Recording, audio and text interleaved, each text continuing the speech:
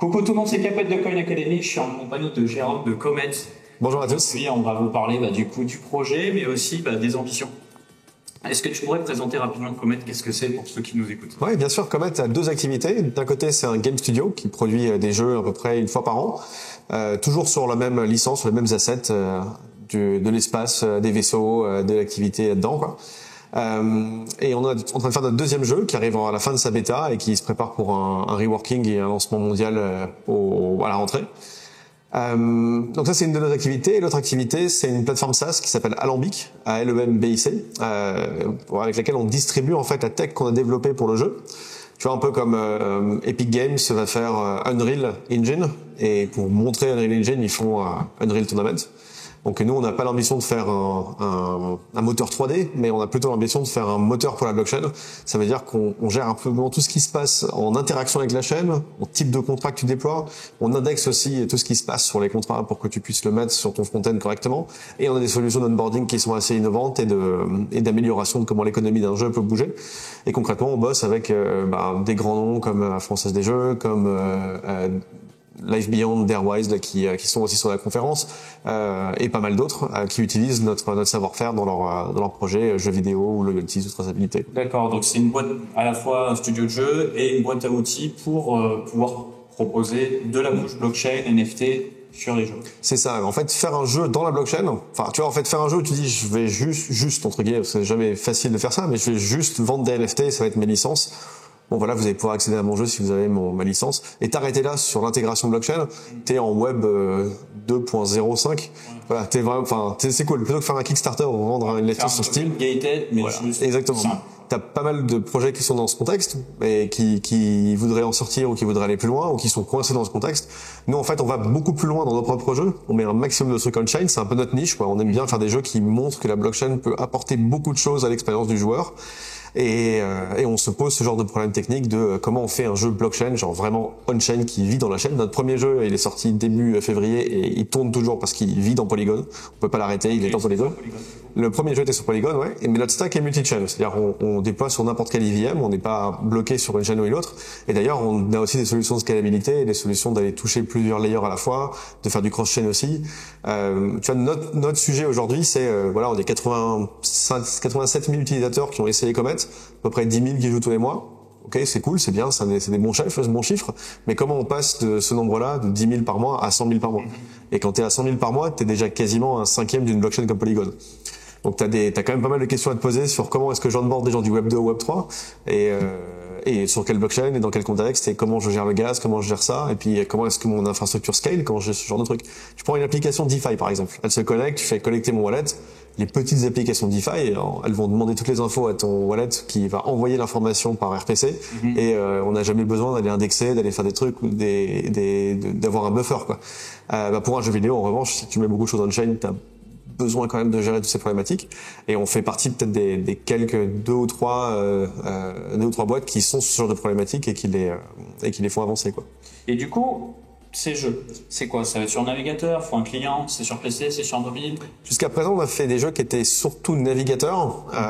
C'est sur mobile, genre je peux l'ouvrir. Là, on peut y aller. Alors c'est une web app dans ton mobile, donc c'est it's loading, ça charge. Et le jeu dans sa phase de bêta, on l'a fait sur mobile. C'est plus facile, c'est plus léger, on itère plus rapidement. Maintenant, j'ai trouvé quelqu'un pour jeu. On mettra. J'ai appuyé sur play et je suis tombé contre un gars. On mettra au montage un petit peu de.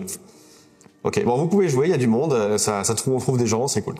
Et on a fait d'abord le jeu sur mobile en se disant au moins on va pouvoir itérer rapidement avec une technologie qui s'appelle Pixie.js. C'est du front-end JS très rapide à itérer dessus.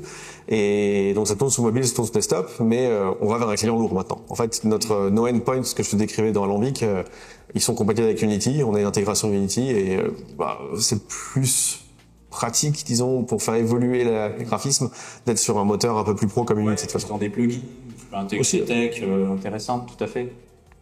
Donc on part sur un client lourd et la distribution en distribution classique, genre Epic Games Store, Steam et compagnie, on va la faire avec un client Unity. Mais tu pourras quand même jouer dans le mobile parce que tu peux avoir Unity dans le mobile, browser et compagnie, quoi. Oui. Aurori par exemple, c'est sur navigateur. Je pense qu'il pourrait passer sur du mobile facilement. De toute façon, Unity le permet. Et quelles sont vos plus grandes fiertés en tant que projet? Quels sont vraiment les trucs que vous avez exécutés, dont vous êtes très fiers pour ceux qui nous écoutent, qui pourraient se dire, OK. Alors, on aime bien faire des projets d'ingénierie compliqués et résoudre les problèmes avec ce genre de solution parfois alambiquées, d'où le nom alambic. Donc il y a pas mal de choses dont on est assez fiers, déjà d'avoir été l'un des premiers jeux, si ce n'est le premier jeu qui était fully on-chain. Genre, le jeu s'exécute entièrement on-chain. Notre premier jeu était comme ça. Le deuxième, on a été un peu moins disant sur la résolution des parties on-chain pour des questions de gaz, mais on y vient, on arrive à résoudre ces problèmes maintenant. On a eu des trucs assez intéressants. Récemment, on a gagné le hackathon de Edge Global avec Optimism et sur le gaming, qui a eu lieu il y a à peu près 10 jours. Pour lequel on a fait des storage proofs. Alors c'est un truc hyper tendu cryptographiquement qui te permet de faire des choses intéressantes en prouvant ce qui se passe dans le L1 depuis le L2. Genre par exemple tu veux prouver que tu as un Bored Ape pour accéder à un truc spécifique sur le L2 de Bored Ape, tu prouves que tu as le Bored Ape en L1 cryptographiquement. C'est ce genre de solution technique qu'on a un peu cassé récemment. Et je pense que notre plus gros achievement sur 2023, c'est notre solution d'account abstraction. Donc on arrive vraiment à avoir un onboarding en 3 clics. Là où en Web 2, tu cliques, tu login et puis voilà, 2 clics c'est bon, t'es connecté à l'application Web 2. Nous on aimerait bien que le Web 3 soit 3 clics. Et donc on a une solution qui est non custodial, qui est complètement respectueuse de les racines Web 3. C'est-à-dire qu'on te déploie un Gnosis Safe, donc le meilleur multisig que tu puisses avoir sur le marché, quoi. Et on te crée un signer selon ce que tu veux utiliser comme signer. Est-ce que tu veux utiliser un truc dans ton enclave de téléphone? Est-ce que tu veux utiliser une solution plus classique, genre WebTrios ou autre? Est-ce que tu veux utiliser Metasploit? Peu importe. Par défaut, on t'en pousse une qui est simple avec ta biométrie, comme ça, t'as déjà un truc qui est onboardé, et c'est complètement sur ton device, et tu peux après manager ton safe et faire ce que tu veux. Mais en tout cas, en tant qu'onboarding, on s'est enlevé l'épine du pied de, ah tiens, vas-y, installe ce wallet, note tes 24 mots, comprends un nouveau système compliqué, et ensuite, récupère de la crypto pour faire une transaction. Vraiment, c'est pas possible d'onboarder des gens du Web 2 dans le Web 3 comme ça. Et on est très content d'avoir des clients qui ont d'assez beaux noms et d'assez grosses ambitions qui nous ont tirés vers ce genre de problématique et ce genre de solution aussi. Et après à t'avoir donné un safe, on t'abstrait aussi le gaz, c'est-à-dire qu'on peut payer le gaz pour toi avec de bonnes optimisations, et ça permet vraiment de te donner une expérience de pratique dans la blockchain qui soit sans friction de ce que le wallet et l'interaction avec la blockchain donne en général. Et ça c'est révolutionnaire et c'est trop bien pour les prochains cycles de croissance de la blockchain. Super. Et pour terminer, du coup, quels sont les next steps? Les next steps pour nous, c'est rendez-vous à HCC. Ouais, juillet 2023. Juillet 2023, où on va parler de pas mal de choses. Notamment, on a travaillé sur un roll-up et sur une solution d'optimisation sur ces roll-up aussi.